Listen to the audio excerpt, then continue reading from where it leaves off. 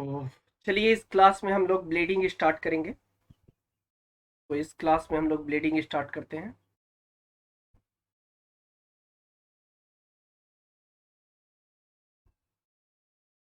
Before the starting of the class, अभी तक अगर आपने अनअकैडमी का सब्सक्रिप्शन नहीं लिया है तो फटाफट आप अनअकैडमी का सब्सक्रिप्शन ले डालिए, ताकि आपको बिना किसी रुकावट के अनलिमिटेड लाइव और रिकॉर्डेड क्लासेस कंटिन्यू मिलते रहे। ठीक है। तो before the starting of the class, introduce myself is Anjani Kumar and I have more than 5 year teaching experience in ESC GATE and SSC JEE, mentored more than 15,000 students and work as a freelancer faculty across all India and multiple time get qualified. This is a brief introduction about me. And moving forward, talking about Unacademy. तो my dear student, अभी तक अगर आपने Unacademy का learning app download नहीं किया है तो फटाफट आप गूगल प्ले स्टोर में जाके अनअकैडमी का लर्निंग ऐप डाउनलोड कर लीजिए, ताकि बिना किसी रुकावट के आपको लाइव और रिकॉर्डेड वीडियो कंटिन्यू मिलते रहे। मैंने अपनी स्पेशल क्लास में rapid revision of Jio technical engineering start किया है। और अगर आपने अनअकैडमी का लर्निंग ऐप डाउनलोड कर लिया है तो मुझे सर्च करिएगा, अंजनी कुमार के नाम से फॉलो करिएगा for complete play list of rapid revision of Jio technical engineering. What you will get daily live classes, structured course, live test and quizzes और अनलिमिटेड एक्सेस। तो ये सारी चीज़ें आपको मिल रही हैं अनअकैडमी पर। आप इनका बेनिफिट उठा सकते हैं with subscription and without subscription. Learn with top educator, आपको जो भी एजुकेटर अनअकैडमी पे पढ़ा रहे हैं वो हाईली एक्सपीरियंस है, more than 10 year, more than 15 year teaching experience है। तो अपने एग्जाम की स्ट्रेटजी बनाना और कॉन्सेप्ट सीखना बहुत आसान होगा। ठीक है। गेट और ESC की बात करें तो डिफरेंट कोर्सेज अवेलेबल हैं, mechanical, civil, electrical, ECIC, CSIT। तो मैं पर्टिकुलर आपको सिविल इंजीनियरिंग पढ़ाने वाला हूँ। सिविल इंजीनियरिंग की बात करें तो यहाँ पे 7 कोर्सेज अवेलेबल है। आप अपने अकॉर्डिंग कोर्स परचेज करके अपनी स्टडी को कंटिन्यू कर सकते हैं। Subscription 1 month 5,000, 3 month 12,500, 6 month 20,000, 1 year 25,000 and 2 year 30,000. If you are applying my promo code, get instant 10% discount and my promo code is ANJANI. So this is all about Unacademy, and now we will discuss about today's topic. And today's topic is bleeding. This is the property of fresh concrete. तो अब हम लोग bleeding पर discuss करने वाले हैं आज के क्लास में। This is bleeding. सबसे पहले आप समझने की कोशिश करिएगा कि ब्लीडिंग होता क्या है। तो जब हम कंक्रीट को फिनिश करते हैं तो फिनिश करते समय यदि वाटर का कंक्रीट से सेपरेशन हो जाए और वह वाटर सीमेंट स्लरी के साथ कंक्रीट के सरफेस पे दिखाई दे तो इसे हम ब्लीडिंग कहते हैं। ठीक है। और ब्लीडिंग कंक्रीट में एक डिफेक्ट होता है। ठीक है। तो इसको हमें रोकना होगा, ब्लीडिंग को, एक अच्छे क्वालिटी की कंक्रीट प्रोड्यूस करने के। तो नोट करेंगे पहले कंक्रीट ब्लीडिंग का definition.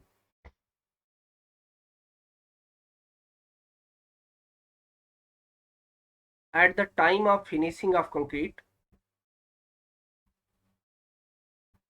at the time of finishing of concrete,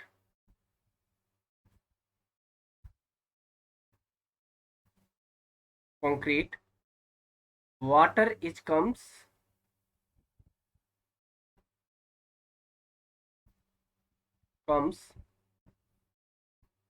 on concrete surface, on concrete surface,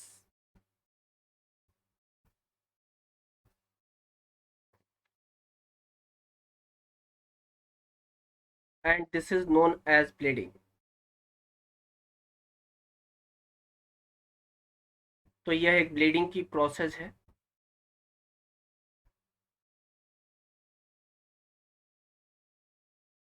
अब देखिए, अगर मैं बात करूं कि ब्लीडिंग एक हार्मफुल प्रॉपर्टी है या यूजफुल प्रॉपर्टी है, तो this is a harmful property.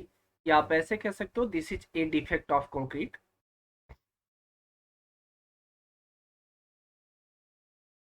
This is a defect of concrete, defect of fresh concrete. तो चलिए ये हमारा ब्लीडिंग हो गया।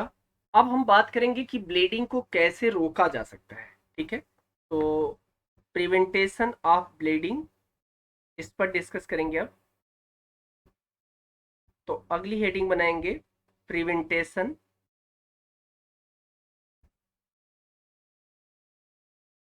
Of bleeding in concrete.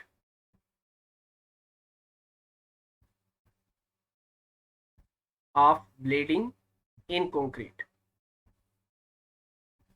So now we are discuss about prevention of bleeding in concrete। ठीक है, तो चलिए स्टार्ट करते हैं प्रिवेंटेशन।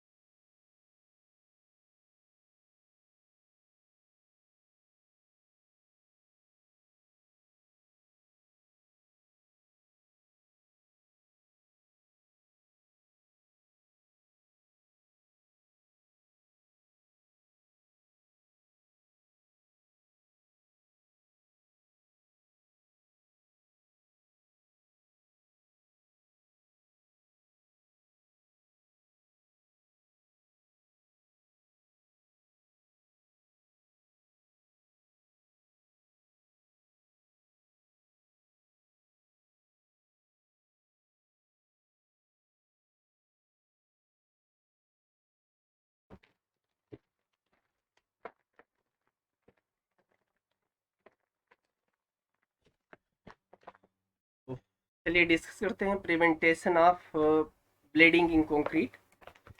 तो देखिए आपको कंक्रीट में जो ब्लीडिंग हो रहा है इसको कैसे प्रिवेंट करना है, प्रिवेंटेशन क्या है, इस पर अब हम लोग डिस्कस करेंगे। तो अगर आपको ब्लीडिंग को प्रिवेंट करना है तो आप पोजोलॉनिक मटेरियल यूज कर सकते हैं।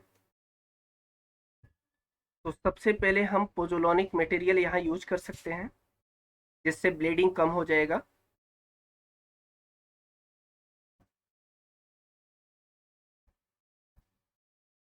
And first point is use of pozzolanic material, use of pozzolanic material. तो अगर हम पोजोलॉनिक मटेरियल यूज कर रहे हैं तो ऑब्वियसली बात है कि हमारा ब्लीडिंग वहाँ पे रिड्यूस होगा। इसके अलावा हम एयर इंट्रेनिंग एजेंट का भी यूज कर सकते हैं। तो second is use of air entraining agent, use of air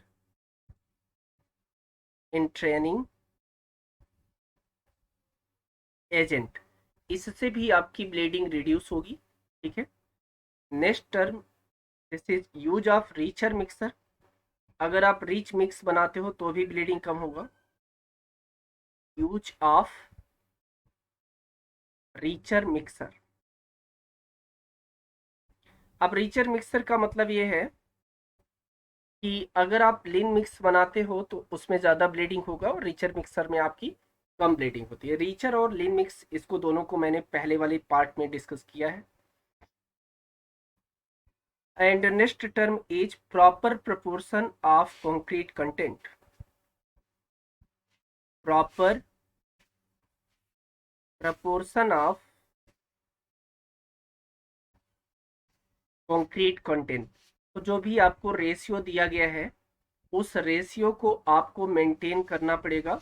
अगर आप उस रेशियो को मेंटेन कर रहे हैं तो भी आपकी ब्लीडिंग की जो ये फेनोमिना है उसको आप कम कर सकते हो। ठीक है, चलिए अब हम नेक्स्ट टर्न पे बात करेंगे process of manufacturing of concrete. तो देखते हैं कौन सा प्रोसेस होता है कंक्रीट को मैन्युफैक्चर करने के लिए। तो बात करेंगे process of manufacturing of concrete.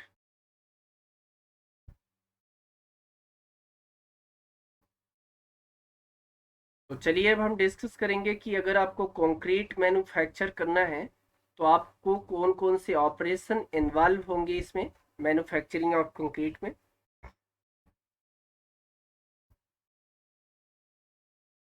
तो देखिए अगर आपको कंक्रीट मैन्युफैक्चर करना है तो सबसे पहले आपको बैचिंग करना पड़ेगा।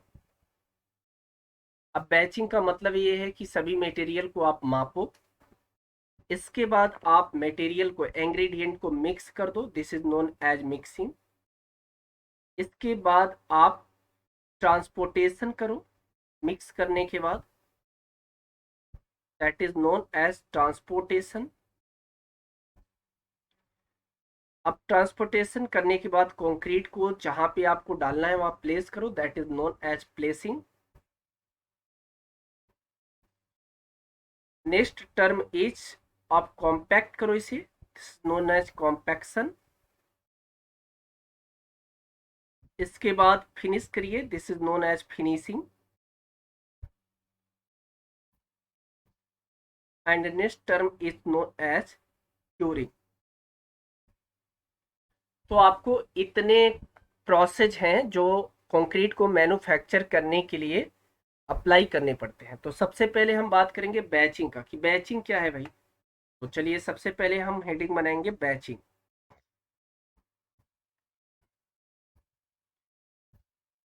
Now we will discuss about batching.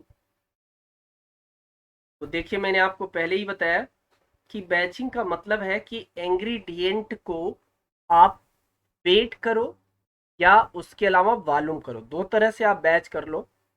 ये एक ऐसा स्किल है जिससे हमें करेक्ट प्रोपोर्शन मिक्स करने में मदद मिलेगी। ठीक है,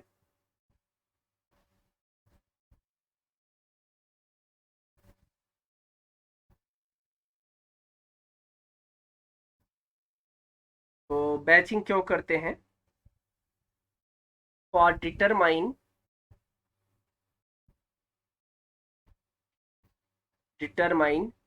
mode of measurement, mode of measurement.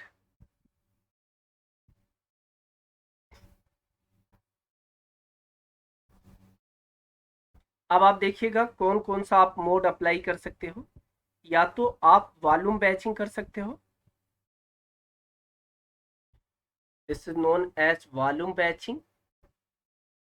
ठीक है, और वॉल्यूम बैचिंग में आप M5 ग्रेड से लेके M25 ग्रेड तक बैचिंग कर सकते हो। And second is known as weight batching, weight batching.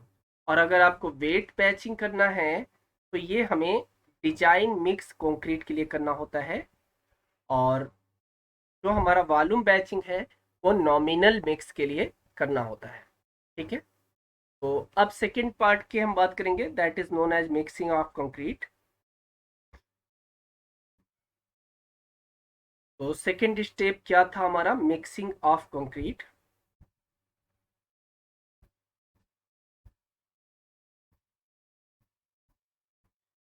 तो चलिए अब हम fine aggregate coarse aggregate, water और बाइंडर को मिक्स करेंगे, that is known as mixing of concrete.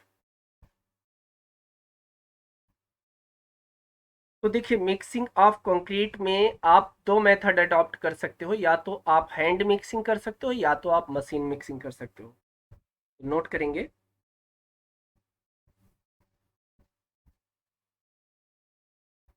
There are two method for mixing. कौन कौन से हैं? पहला मेथड है that is known as hand mixing,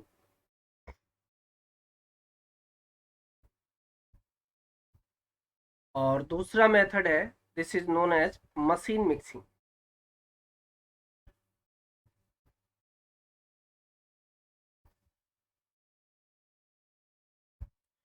तो ये हमारे दो मेथड है बैचिंग करने के, ठीक है।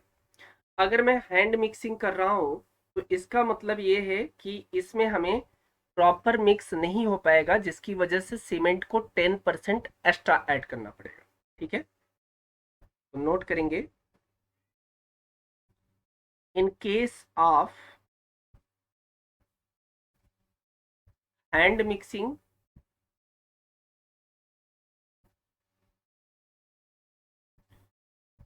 Due to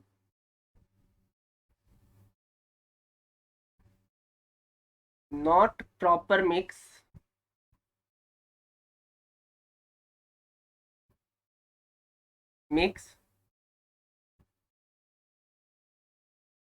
as compared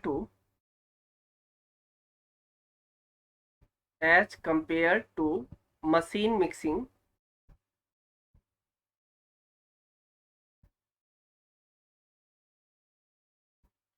added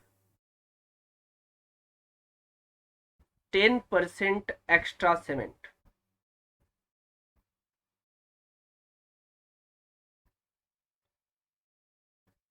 तो ये हमारा मिक्सिंग ऑफ कंक्रीट है, और इसके बाद तुरंत हम लोग स्टार्ट कर देते हैं कंक्रीट का ट्रांसपोर्टेशन करना। तो अगला हमारा जो स्टेप होगा दैट इज अ ट्रांसपोर्टेशन।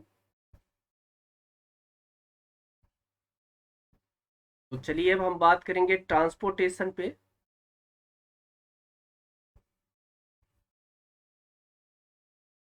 देखिए अगर किसी कंक्रीट का आपको ट्रांसपोर्टेशन करना है तो ये कंक्रीट को मिक्स करने के बाद हम लोग करते हैं, और ट्रांसपोर्टेशन करते समय हमको ज़्यादा से ज़्यादा लॉन्ग डिस्टेंस ना अप्लाई करके शॉर्ट डिस्टेंस अप्लाई करना चाहिए, ताकि हम बैचिंग प्लांट से प्लेसिंग तक बहुत ही कम टाइम में पहुंच सके। इसके अलावा जो कंक्रीट की फ्री फॉल हाइट होती है उसको हमें लेस देन 1.5 मीटर तक रखनी चाहिए। तो नोट करेंगे इस पॉइंट को।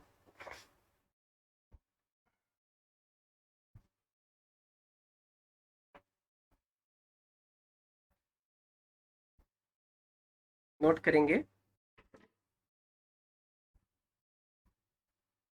ड्यूरिंग ट्रांसपोर्टेशन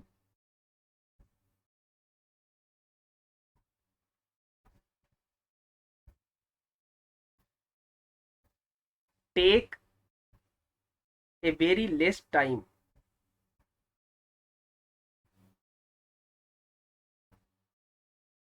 टू रीच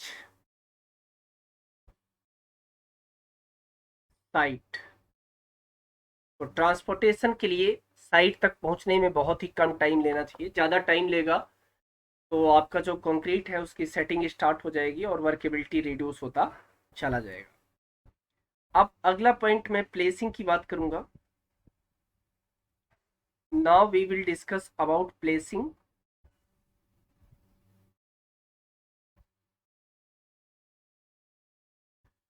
तो चलिए अब हम प्लेसिंग की बात करेंगे।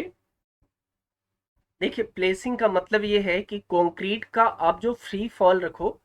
फ्री फॉल का मतलब है जहाँ पे कंक्रीट डाल रहे हो और कितने ऊपर से डाल रहे हो, इनके दोनों के बीच का डिस्टेंस 1.5 मीटर से कम रखो, ठीक है। नोट करेंगे, height of free fall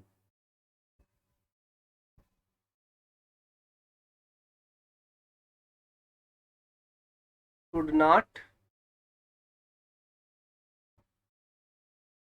greater than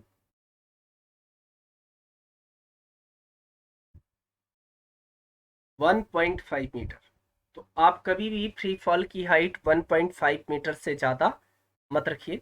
इसके बाद कंक्रीट का कॉम्पैक्शन स्टार्ट हो जाएगा। तो इसके बाद हम लोग बात करेंगे कॉम्पैक्शन का। तो next term we are using compaction.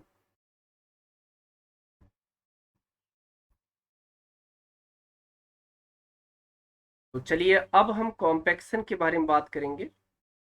अब देखिए कॉम्पैक्शन का मतलब ये है कि जब आपने प्लेस कर लिया, इसके बाद कंक्रीट से एयर कंटेंट को रिमूव करने के लिए आप कंक्रीट का कॉम्पैक्शन करोगे। ठीक है।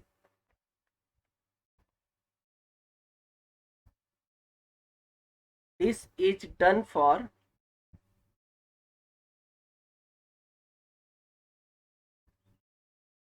Removing air content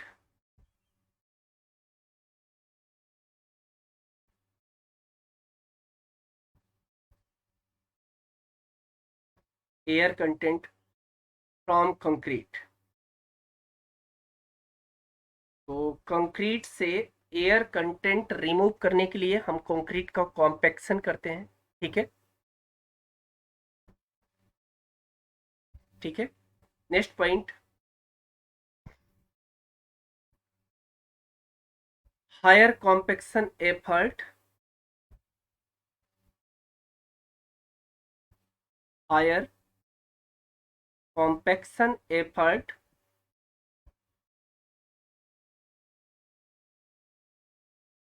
effort given higher strength of concrete।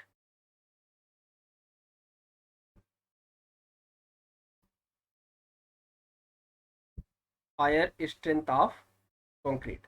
तो अगर आप प्रॉपर कॉम्पैक्शन कर रहे हो कंक्रीट का, तो आपको कंक्रीट की स्ट्रेंथ अच्छी मिलने वाली है। ठीक है। मैं यहाँ पे हायर कॉम्पैक्शन की जगह प्रॉपर कॉम्पैक्शन नोट कर दे रहा हूँ। चलिए इसको मैं हटा ही दे रहा हूँ इस टर्म को, क्योंकि अगर आप बहुत ज़्यादा कॉम्पैक्शन कर दोगे तो ब्लीडिंग का चांस बढ़ जाएगा। तो मैं यहाँ पे नोट कर दे रहा हूँ, this is a proper compaction of concrete.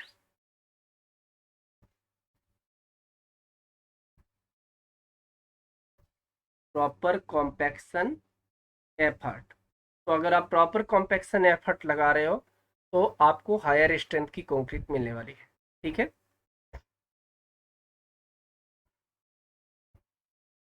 अब देखिए अगर किसी कंक्रीट में एयर कंटेंट प्रेजेंट होंगे तो कंक्रीट का स्ट्रेंथ रिड्यूस होगा, ये बात क्लियर पता है।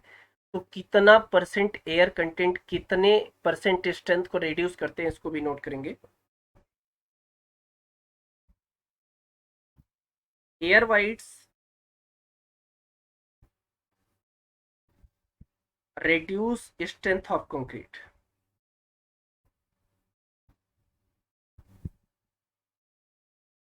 reduce strength of concrete। तो एयर वाइड कंक्रीट की स्ट्रेंथ को रिड्यूस करते हैं। कितना परसेंट एयर वाइड कितने परसेंट स्ट्रेंथ को रिड्यूस करेगा, इसको नोट करते हैं।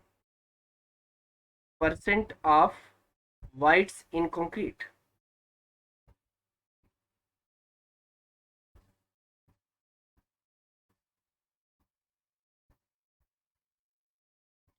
एंड इस कॉलम में हम लोग लिखते हैं reduce of strength of concrete.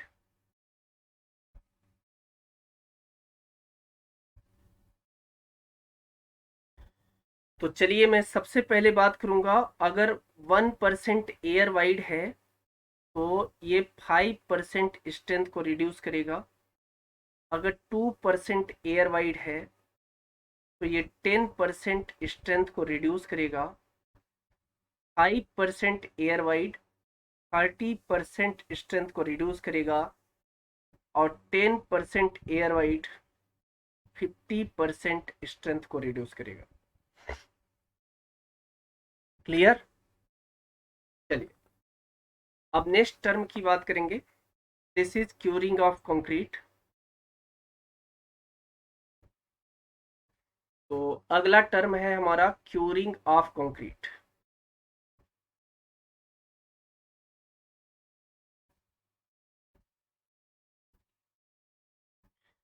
तो चलिए अब हम डिस्कस करते हैं कि क्यूरिंग क्या होता है, क्यूरिंग का यूज हम लोग क्यों करते हैं।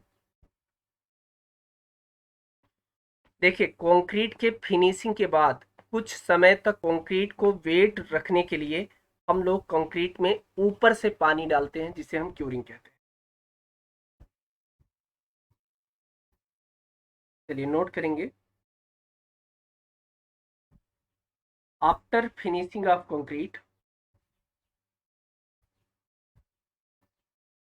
After finishing of concrete,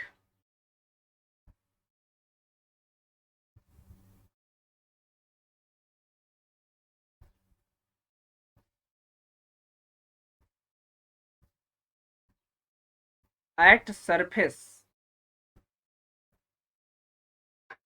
at surface of concrete,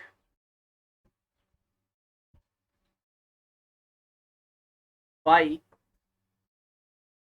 spread of water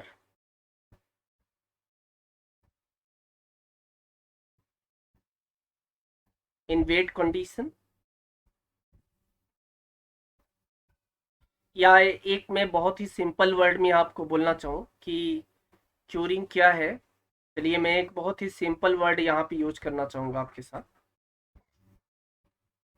देखिए अगर आपका फाइनल सेटिंग कंप्लीट हो गया, तो फाइनल सेटिंग कंप्लीट होने के बाद आप कंक्रीट के सरफेस पर जो वाटर डालते हो, इसे हम क्यूरिंग कहते हैं। ठीक है, तो नोट करेंगे इसी पॉइंट को।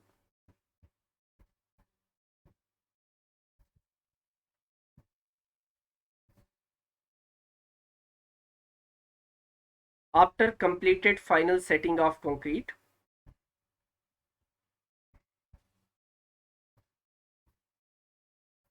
after completed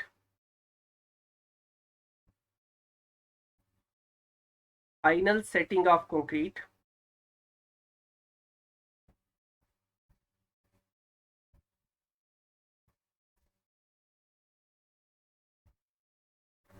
making wet condition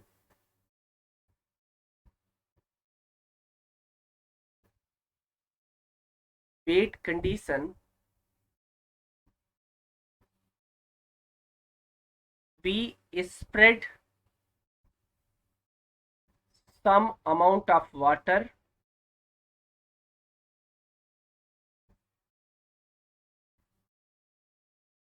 on the concrete surface।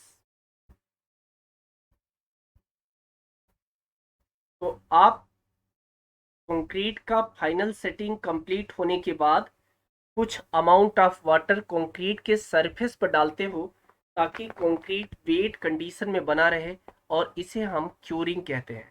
ठीक है, अब थोड़ा सा हम बात करें कि मेथड ऑफ क्यूरिंग क्या होगा। मेथड ऑफ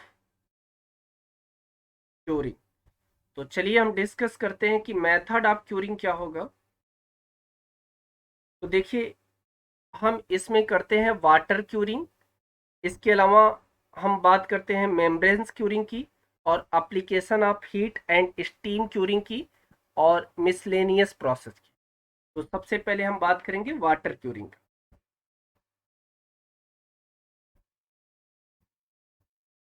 वाटर क्यूरिंग, देखिए वाटर क्यूरिंग 4 टाइप से किया जा सकता है।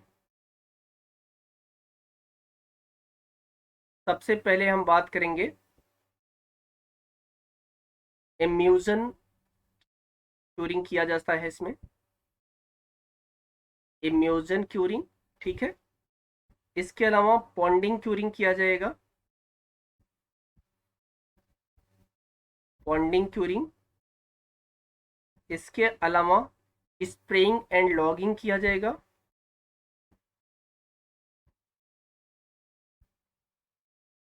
And logging. और सबसे लास्ट में हम लोग वेट कन्वेयरिंग लगाते हैं, वेट कन्वेयरिंग। तो इतने टाइप हैं वाटर क्यूरिंग के, ठीक है, इन्हीं पे हम लोग डिस्कस करते हैं। अच्छा, वाटर क्यूरिंग के अलावा हमारा मेम्ब्रेन्स क्यूरिंग हो सकता है, this is first. Second time हम कर सकते हैं, दिस इज मेम्ब्रेन्स क्यूरिंग। इसके अलावा हम थर्ड टाइप, एक और टाइप यूज कर सकते हैं, this is application of heat.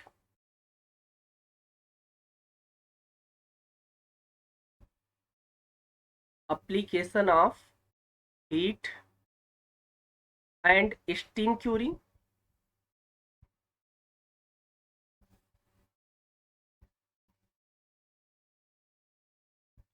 And one of the last, miscellaneous process भी अप्लाई किया जा सकता है।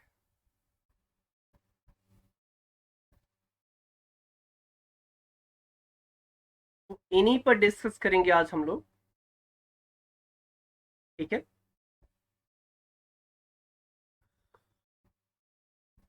देखो, आपने कई मेथड पढ़े होंगे क्यूरिंग के लिए, और आपने वहां पे ये भी पढ़ा होगा कि हम लोग जो भी मेथड एडॉप्ट करते हैं, वो मेथड इसलिए एडॉप्ट किया जाता है ताकि जब हम किसी भी कंक्रीट का क्यूरिंग करें तो आउटर टेम्परेचर और इनर टेम्परेचर, इन दोनों को मेंटेन किया जा सके। अगर आउटर टेम्परेचर और इनर टेम्परेचर मेंटेन नहीं हो पाता तो उस कंडीशन में कंक्रीट में क्रैक डेवलप होते हैं, इतना आपने पढ़ा था। इसी आउटर टेम्परेचर और इनर टेम्परेचर को मेंटेन करने के लिए एक्स्ट्रा वाटर ऐड किया जाता है कंक्रीट में, ठीक है, और इसे हम क्यूरिंग वाटर बोलते हैं।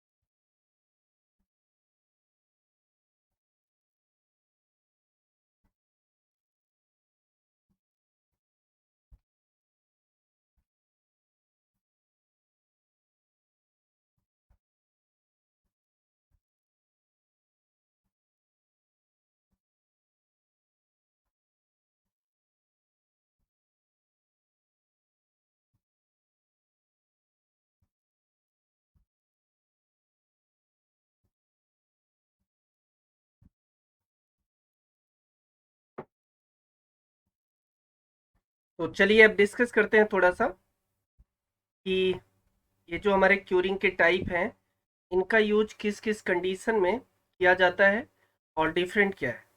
ठीक है।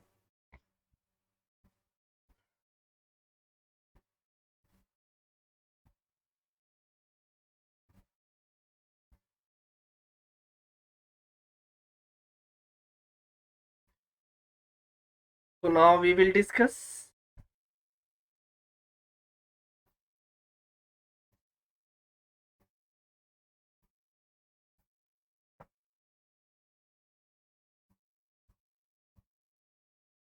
एक नोट पॉइंट से स्टार्ट करेंगे।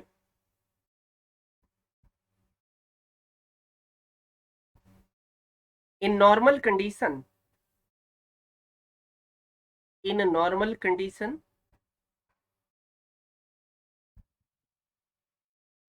ordinary Portland cement OPC minimum curing period is 7 days.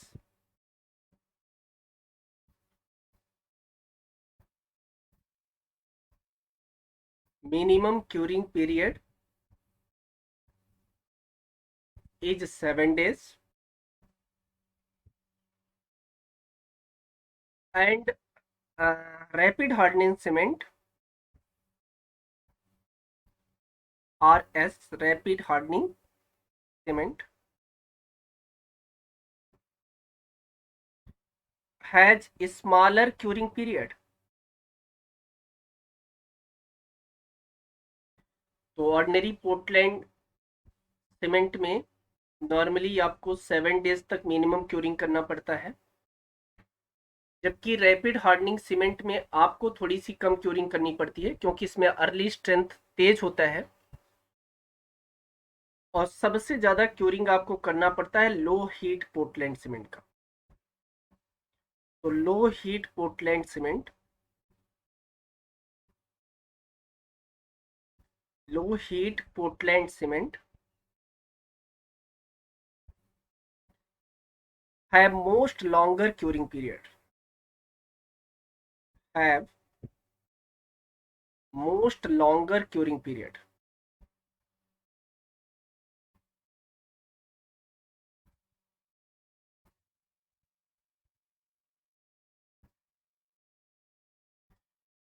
तो ये है हमारा क्यूरिंग। ठीक है। अब थोड़ा सा हम लोग डिस्कस कर लेते हैं पार्ट एग्रीगेट पर। तो अब थोड़ा सा डिस्कस कर लिया जाए एग्रीगेट पर।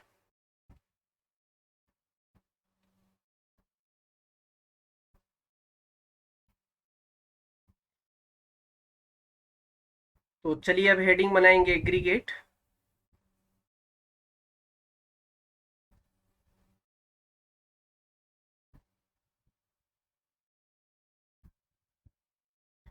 Now we will discuss about aggregate.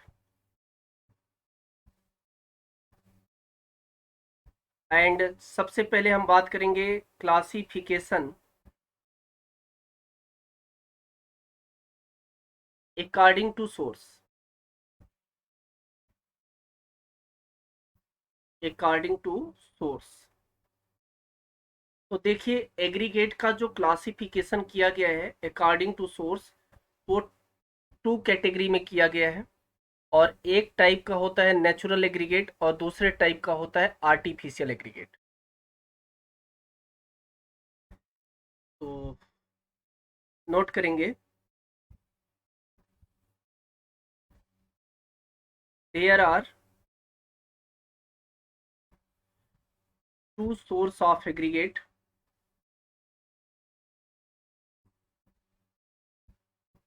Source of aggregate and first is natural aggregate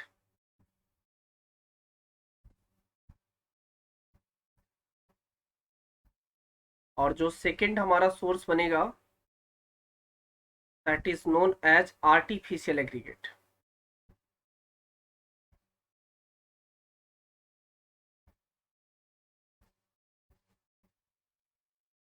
तो ये हमारे दो सोर्स हैं, एक नेचुरल एग्रीगेट है और दूसरा आर्टिफिशियल एग्रीगेट है। अब देखिएगा अगर मैं नेचुरल एग्रीगेट की बात करूंगा तो ये कहाँ से हमें मिलेगा, इग्नियस रॉक से मिलेगा।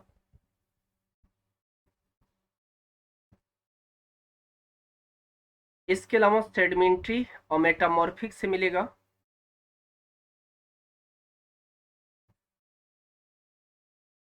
सेडिमेंट्री रॉक और मेटामॉर्फिक।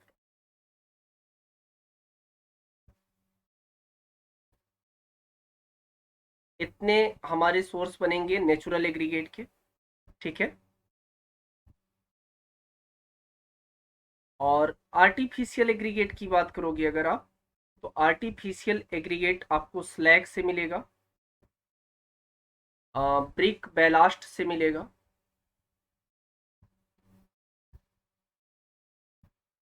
इन सब जगहों से आपको आर्टिफिशियल एग्रीगेट मिलेगा। अगर मैं सबसे बेस्ट सोर्स बोलूं कि सबसे अच्छा एग्रीगेट आपको कहां से मिलता है, तो इग्नियस रॉक से मिलता है। नोट करेंगे। For using in concrete,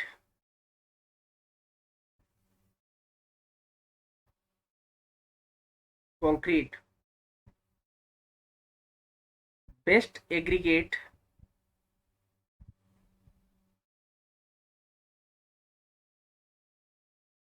is founded from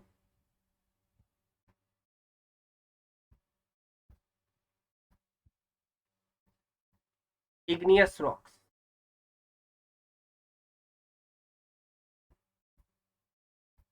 igneous, तो ये हमारा that is a classification according to source था।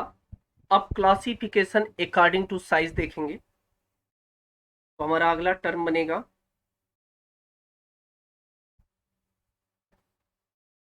क्लासिफिकेशन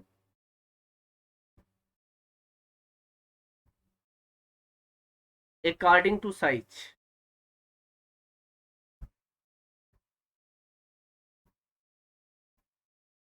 तो चलिए एग्रीगेट को साइज के अकॉर्डिंग हम लोग क्लासिफाई करते हैं। अब देखिए साइज के अकॉर्डिंग अगर एग्रीगेट को क्लासिफाइड करेंगे, तो हमारा जो एग्रीगेट होता है ये मेनली टू टाइप के एग्रीगेट में क्लासिफाई होता है।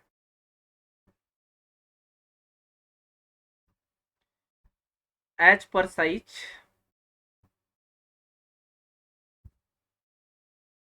aggregate is classified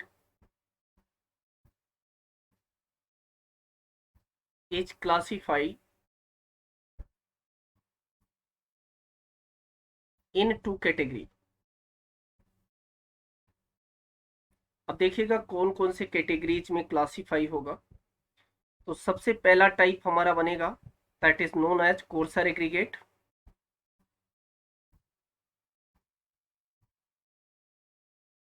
courser aggregate. और सेकंड टाइप का एग्रीगेट बनेगा that is known as finer aggregate. तो ये टू टाइप के एग्रीगेट बनेंगे। अब सबसे पहले हम बात करेंगे कोर्सर एग्रीगेट के बारे में। तो हमारा जो पहला हेडिंग होगा that is known as coarser aggregate. तो चलिए कोर्सर एग्रीगेट के बारे में बात करते हैं। अब देखिए कोर्सर एग्रीगेट ऐसे एग्रीगेट होते हैं जो 75 mm से बड़े और 4.75 mm से छोटे होते हैं।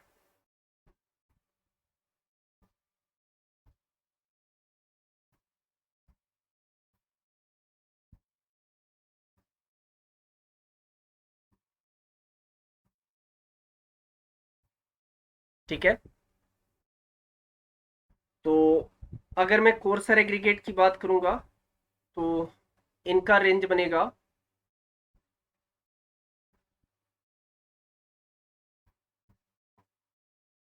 Greater than 4.75 and less than 80 mm। और इसी पे अगर मैं फाइनर एग्रीगेट की बात करूंगा,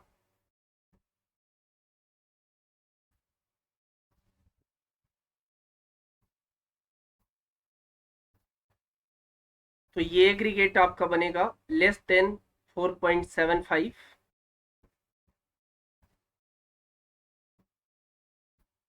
and greater than 75 micron.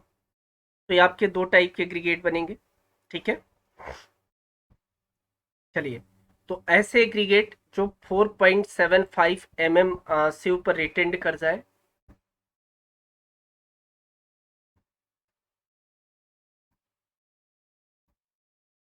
But 80 mm से ऊपर पास हो जाए, उनको हम कोर्सर एग्रीगेट बोलते हैं। या आप ऐसे कह सकते हो कि ऐसे एग्रीगेट जो 4.75 mm से ऊपर 90% रिटेंड कर जाए, उनको कोर्सर एग्रीगेट बोलते हैं।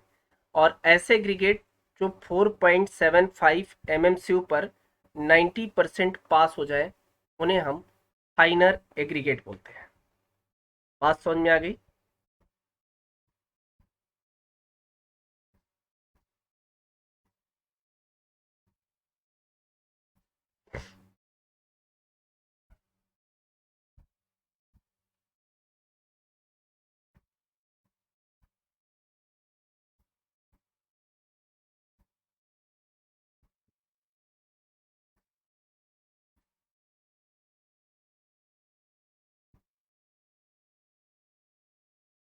चलिए, अब नोट करेंगे इसी पॉइंट्स को।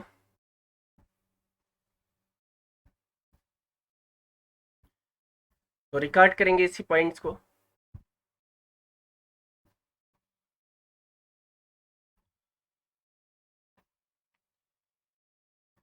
तो ये हमारा हो गया classification on the basis of size. एक और थोड़ा सा हम बात कर लेते हैं, classification on the basis of shape.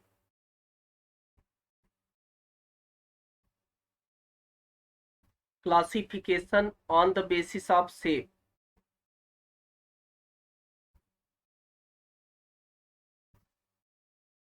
तो अगर मैं शेप के अकॉर्डिंग बात करूं तो कंक्रीट को कितने पार्ट में क्लासिफाई किया गया है, इन पर थोड़ा सा डिस्कस करेंगे।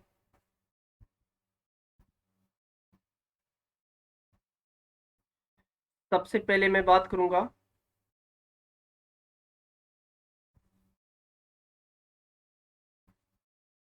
As per surface texture. तो एज पर सरफेस टेक्सचर आपको क्या मिलेगा? सबसे पहला टाइप मिलेगा स्मूथ एग्रीगेट या स्मूथ सरफेस। और अगर एग्रीगेट का सरफेस स्मूथ है तो ये कौन से कैटेगरी में आएगा? Plate marble.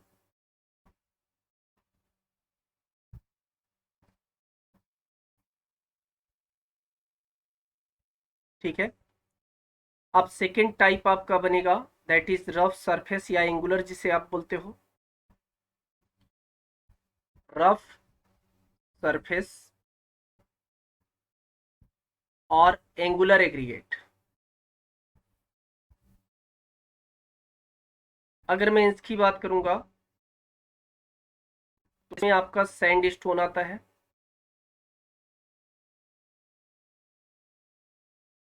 इसके अलावा एक और आपका सरफेस बनेगा और इसे हम ग्लासी सरफेस बोलते हैं।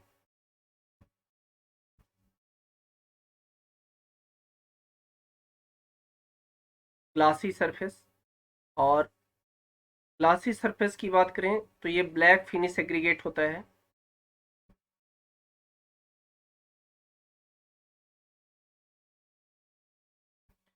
And one of the last Honey com surface आता है।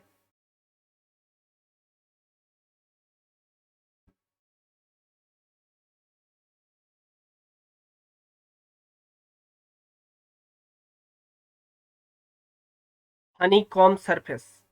और हनी कॉम सरफेस की बात करेंगे तो इसमें आपका आएगा स्कोरिया, क्यूमाइल,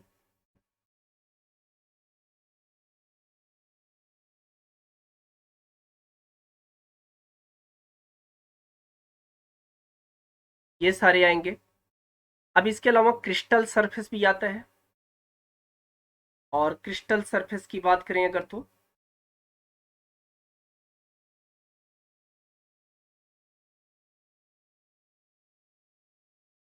इसमें आपका बेसाल्ट, डोलेराइट,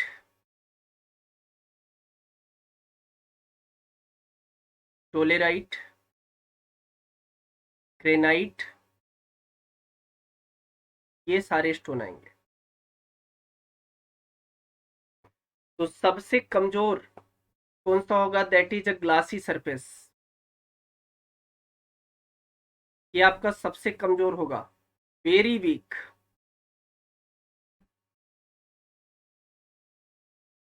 ठीक है,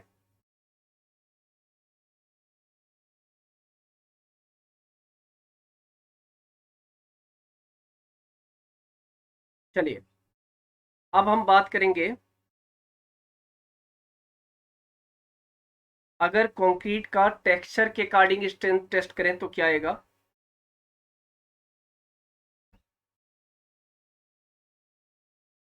द स्ट्रेंथ ऑफ कंक्रीट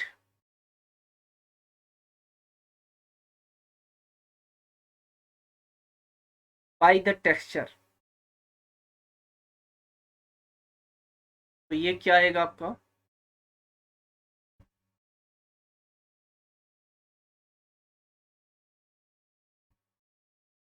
सबसे पहले परसेंट ऑफ पार्टिकल देखेंगे,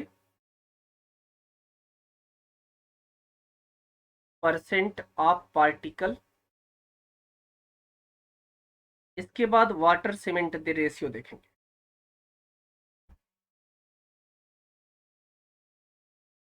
इसके बाद वाटर सीमेंट रेशियो देखेंगे। तो परसेंट ऑफ पार्टिकल में हम स्मूथ और रफ ये दोनों अलग अलग लेंगे। स्मूथ, रफ, और यहाँ पे वाटर सीमेंट रेशियो है ही। अगर स्मूथ 100% होगा तो रफ आपका 0% होगा, और इस कंडीशन में आपको वाटर सीमेंट रेशियो 0.54 रखना पड़ेगा। और अगर स्मूथ 50% है और रफ भी 50% है तो आपको वाटर सीमेंट रेशियो यहाँ पे 0.57 तक रखना पड़ेगा। और अगर आपका स्मूथ 0% हो और रफ 100% हो तो WCR आपको यहाँ पे 0.60 तक रखना पड़ेगा। ठीक है, फिर क्या मिलेगा मुझे? Strength of aggregate,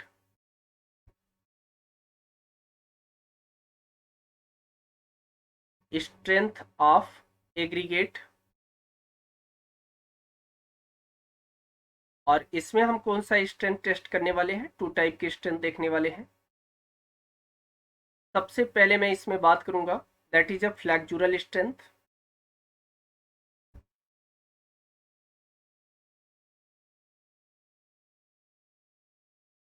फ्लैक्चुरल strength. और सेकेंड टाइप में कंप्रेसिव स्ट्रेंथ आएगा, that is a compressive strength. अब देखिए फ्लैक्चुरल स्ट्रेंथ 4.3 न्यूटन पर mm² आएगा। कंप्रेसिव स्ट्रेंथ होगा 34.8 न्यूटन पर mm²। ठीक है, फ्लैक्चुरल स्ट्रेंथ 4.60 न्यूटन पर mm² होगा, तो कंप्रेसिव स्ट्रेंथ 32.1 न्यूटन पर mm²। Sorry, this is metre square. ठीक है, यहाँ भी मीटर स्क्वायर रहेगा।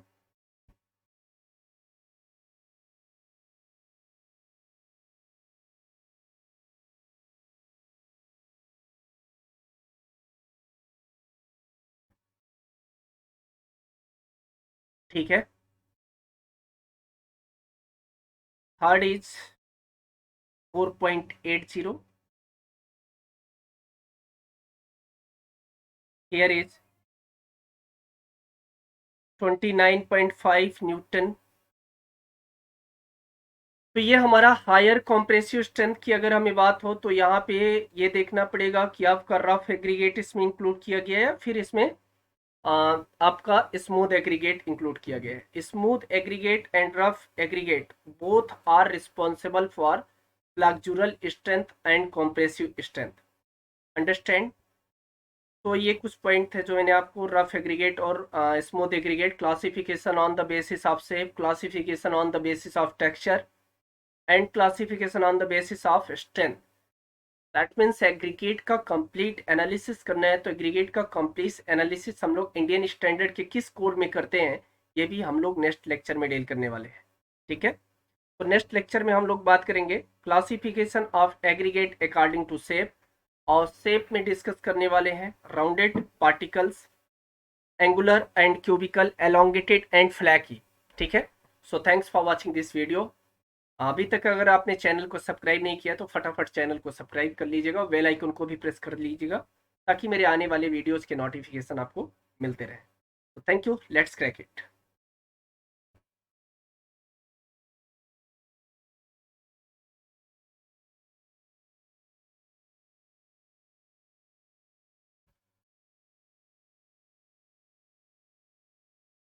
चलिए, इसमें एक आपका इम्पॉर्टेंट डेटा रह गया है, ये मैं आपको नोट करा दे रहा हूँ। सॉरी, एक आपका इम्पॉर्टेंट डेटा रह गया है, please note down this data, this is very important. तो हमारा नेक्स्ट लेक्चर होगा, इसमें हम लोग बात करेंगे rounded particles, angular particles,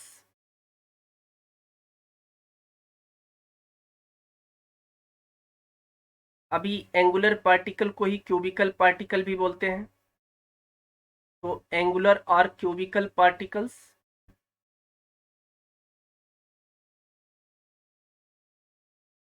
elongated particles,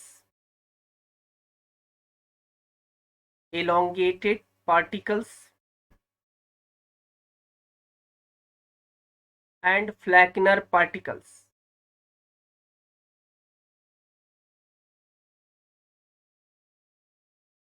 तो ये हमारा नेक्स्ट जो सेशन रहेगा उसमें डिस्कस करेंगे। और हाँ, एक आपके लिए बहुत ही इंपॉर्टेंट मैसेज है कि अगर अभी आपने अनअकैडमी का लर्निंग ऐप डाउनलोड नहीं किया है तो फटाफट डाउनलोड कर लीजिएगा, और वहाँ पे सर्च करिएगा by educator name Anjani Kumar. मैं आपको अनअकैडमी के लर्निंग ऐप पर rapid revision of Jio technical engineering का सेशन स्टार्ट किया हूँ। तो अगर आप rapid revision of Jio technical engineering का ये सेशन अटेंड करना चाह रहे हैं तो follow me for the rapid revision of Jio technical engineering. और ये जो सेशन बनाया गया है ये पर्टिकुलर आने वाले एग्जाम्स जैसे एसएससी जेई और एई के एग्जाम्स आ रहे हैं उनको माइंड में रखते हुए बनाया गया है। ठीक है, तो आज के सेशन में बस इतना ही। नेक्स्ट सेशन में हम लोग rounded particle, angular, cubical, elongated particle और फ्लैकी पार्टिकल पर ही डिस्कस करने वाले। चलिए, तो इतना ही। ठीक है।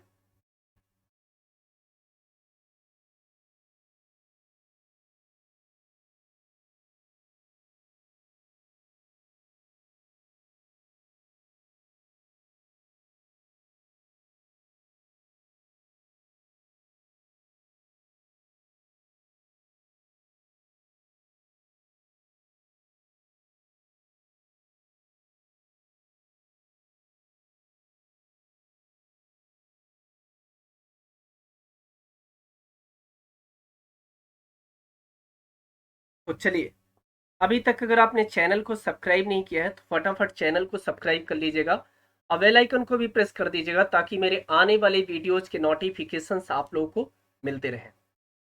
For taking a subscription of Unacademy, you are using my promo code. My promo code is ANJANI and get instant 10% discount for any subscription of Unacademy. ठीक है, so thanks for watching this video. Let's crack it. Thank you.